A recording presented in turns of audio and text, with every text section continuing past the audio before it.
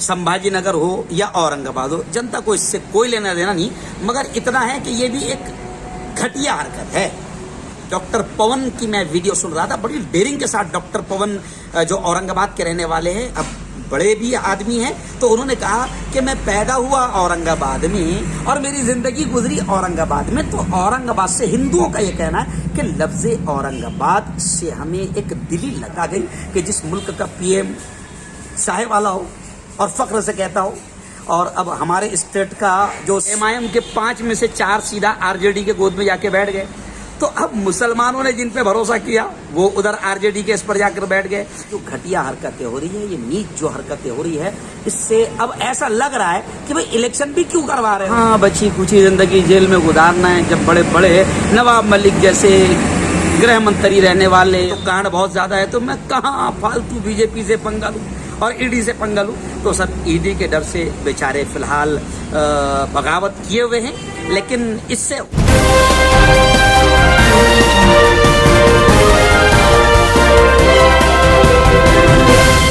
अगर आपने अभी तक हमारा चैनल सब्सक्राइब नहीं किया तो अभी सब्सक्राइब करें। अस्सलामुअलैकुम, आदाब। अजंता न्यूज़ पर आज हम ऐसी शख्सियत से मुलाकात करने जा रहे हैं जो अपनी बेबाकी से पूरे मुल्क में जाने जाते हैं। जी हाँ, मैं बात कर रहा हूँ मुफ्ती मोहम्मद हारून की, जिनका यूट्यूब पर एक चैनल है वायरल न्यूज़ लाइव, जिनके 1.5 मिलियन सब्सक्राइबर हैं, जो आज सिल्लोर तशरीफ़ लाए हैं। मुफ्ती साहब, आपका अजंता न्यूज़ में वेलकम, खुश आमदीद है। मुफ्ती साहब, मेरा पहला सवाल आपसे, जो महाराष्ट्र में सियासत चल रही हैं, इस ताल्लुक़ से आप क्या कहेंगे? अजंता न्यूज़ के ज़रिए आप आवाम को क्या पैगाम देंगे, तफसील से बताइए।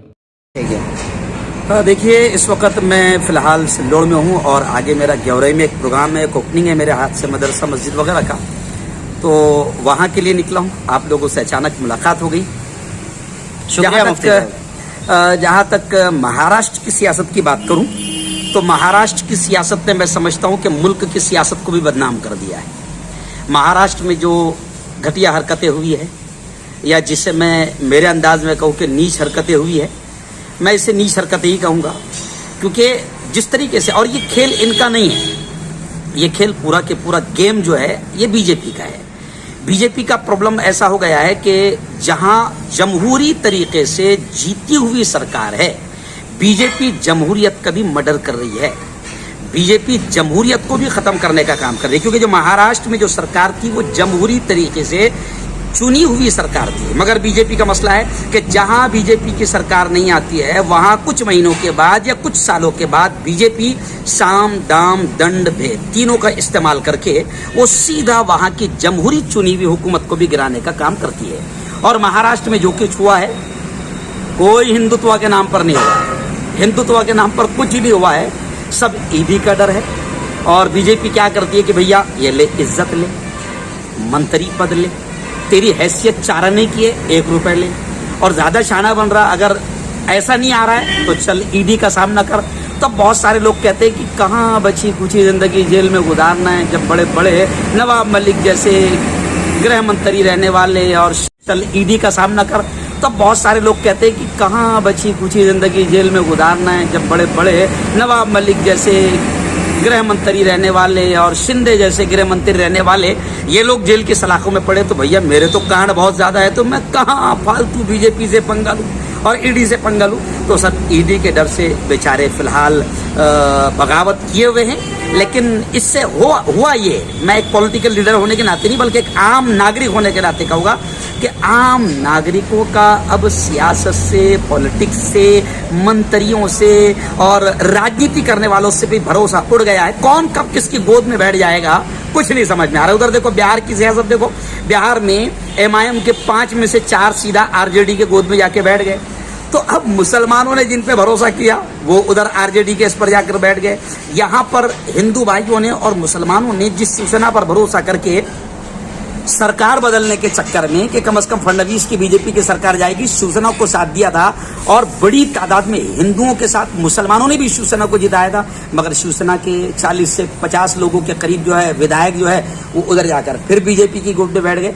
तो अभी आम आदमी तो बड़ा कंफ्यूजन में है, आम मुसलमान भी बड़ा कंफ्यूजन में है कि एमआईएम को भी कैसे साथ देना, क्योंकि वहां पर बिहार में ये चारों के चारों आरजेडी के गोद में जाकर बैठ गए। तो फिलहाल ये जो घटिया हरकतें हो रही है, ये नीच जो हरकतें हो रही है, इससे अब ऐसा लग रहा है कि भाई इलेक्शन भी क्यों करवा रहे हो, जीतने के बाद भी कौन किसकी गोद में जाके बैठ जाएगा, कब किसकी सरकार गिर जाएगी और कब किसकी बन जाएगी, कोई भरोसा नहीं रहा है। तो मैं इतना ही कहूँगा कि महाराष्ट्र में भी बड़ी घटिया हरकत हुई है, बिहार में भी बड़ी घटिया हरकत हुई है, जिससे जमहूरियत खत्म हो रही है और इलेक्शन की अहमियत ही खत्म हो रही है। इसलिए मैं इतना ही कहूँगा कि अब हमारे इस प्यारे मुल्क का खुदा ही हाफिज है, अल्लाह ही हिफाजत करने वाला है, वरना सरकारों पर कोई भरोसा नहीं हुआ। लेकिन चलिए आइए, मैं एक धर्मगुरु भी हूँ, मुस्लिम धर्मगुरु, तो मैं तो मुसलमानों को ये पैगाम दूंगा, राहत इंदौरी ने जो बरसों पहले कहा था कि अपना खालिक अपना मालिक अफजल है, अपना खालिक अपना मालिक अफजल है,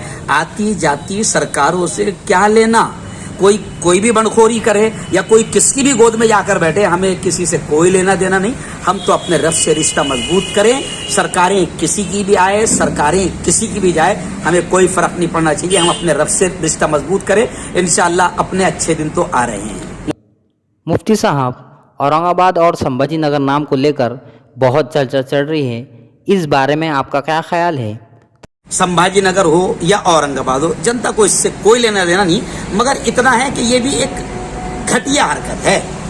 क्योंकि जाहिर बात है, मैं गुज़िश्ता कल डॉक्टर पवन की मैं वीडियो सुन रहा था, बड़ी डेयरिंग के साथ डॉक्टर पवन जो औरंगाबाद के रहने वाले हैं, अब बड़े भी आदमी हैं, तो उन्होंने कहा कि मैं पैदा हुआ औरंगाबाद में और मेरी जिंदगी गुजरी औरंगाबाद में। तो औरंगाबाद से हिंदुओं का ये कहना है कि लफ्ज़े औरंगाबाद से हमें एक दिली लगाव है, क्योंकि हम पैदा हुए औरंगाबाद में, अब मरने की भी उम्र हो गई है औरंगाबाद में। अब इस बीच में अगर कोई हमारे शहर का नाम बदले तो तकलीफ तो होती है। ये घटिया किस्म की, नीच किस्म की सियासत है। उद्धव जी ठाकरे ने भी जो काम किया है, जाते जाते हिंदुत्व टोले को खुश करने का काम किया है, लेकिन इससे नुकसान ये होगा कि नफरतें बढ़ेगी, क्योंकि औरंगाबाद का आम शहरी भी पसंद नहीं करेगा कि औरंगाबाद का नाम संभाजी नगर हो जाए। तो इससे क्या होगा, लफड़े होंगे, झगड़े होंगे, दंगे होंगे, फसाद होंगे, और दंगे होंगे, फसाद होंगे तो नुकसान ही होगा, क्योंकि कोई भी पसंद नहीं करेगा कि औरंगाबाद का नाम बदला जाए। वैसे मैं एक जुमला कहूँगा कि भैया देखो, बाप का नाम बदलने से बाप नहीं बदलता, कितना नाम बदलोगे, इलाहाबाद का प्रयागराज कर दोगे, ये विकास नहीं है। औरंगाबाद का नाम संभाजी नगर कर दोगे, ये विकास नहीं है। तो ये असल मुद्दों से ध्यान हटाने की बीजेपी की ही एक कोशिश है, जो घटिया कोशिश है और नीच हरकत है, जो होना नहीं चाहिए। मुफ्ती साहब, और एक बात, जैसा कि औरंगाबाद का नाम संभाजी नगर और उस्मानाबाद का नाम धाराशिव रखा गया, इसके अलावा महाराष्ट्र की जो अघाड़ी सरकार थी, किन मुद्दों पर उन्हें तवज्जो देना चाहिए था?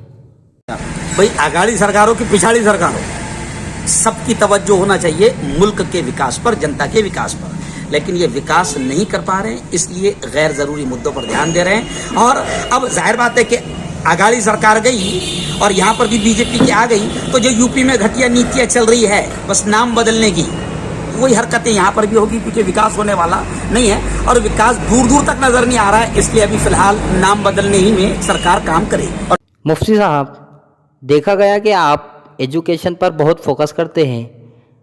गुजरा हुआ जो लॉकडाउन था, जिसमें बच्चों का बड़े पैमाने पर नुकसान हुआ, बहुत बड़े पैमाने पर तालीमी, एजुकेशनली, और सरकार नाम बदलने पर तवज्जो दे रही है, ना कि एजुकेशन पर। आप सरकार को क्या मैसेज देंगे? एजुकेशन पर हम इसलिए फोकस करते हैं, मुसलमानों को खासतौर से मैं धर्मगुरु होने के नाते कहता हूँ कि तुम जिस किताब को, कुरान को मानते हो, उसमें रोज़ा, नमाज, हज, ज़कात का हुक्म पहले नहीं आया, पहले पढ़ने का हुक्म आया। तो मेरा मानना है कि जब मेरी कौम भी पढ़ेगी और तमाम लोग पढ़ेंगे तो ऑटोमेटिक सारे मसले हल होंगे। और जहाँ तक कि महाराष्ट्र की सरकार के, हम तो मुल्क की सरकार को कहते हैं कि भाई एजुकेशन पर फोकस करो, लेकिन एक अहम बात याद आ गई कि जिस मुल्क का पीएम चाहे वाला हो और फख्र से कहता हो, और अब हमारे स्टेट का जो सीएम बने हैं उनका हाल ये है कि 30 सेकंड की वीडियो वायरल हो रही है, हजरत को ये भी नहीं मालूम कि राष्ट्रगीत चल रहा है तो कैसे खड़े रहना पड़ता है, वो अपना कुर्ता सीधा कर रहे हैं। तो इससे अंदाज़ा लगाओ कि जिस स्टेट का सीएम, अब अगर बोलूँ तो मिर्ची लगेगी, ऐसा हो, और जिस स्टेट का मुल्क का पीएम ऐसा हो, तो वहाँ क्या एजुकेशन की बात होगी। लेकिन अल्लाह करे कि ये सुधर जाए और एजुकेशन पर ध्यान दे, तो इनका भी भला होगा और मुल्क का भी भला होगा। ये थे मुफ्ती मोहम्मद हारून, जिन्होंने हर सवाल का बेबाकी से जवाब दिया। उन्होंने महाराष्ट्र सरकार को आड़े हाथों लेते हुए कहा कि सरकार को चाहिए कि औरंगाबाद हो या संभाजी नगर या उस्मानाबाद हो या धाराशिव, नाम रखने से रोज़गार नहीं मिलेगा। मज़ीद कहा कि सरकार को एजुकेशन पर और बेरोज़गारी पर ध्यान देना चाहिए। जो बुनियादी मुद्दे हैं, सरकार को इस पर ध्यान देना चाहिए। इसी तरह पल पल की खबर अजंता न्यूज़ पर देने की कोशिश करेंगे। अजंता न्यूज़ को फिर एक मरतबा लाइक करें, शेयर करें, सब्सक्राइब करें और वीडियो कमेंट में कैसा लगा ज़रूर बताएं।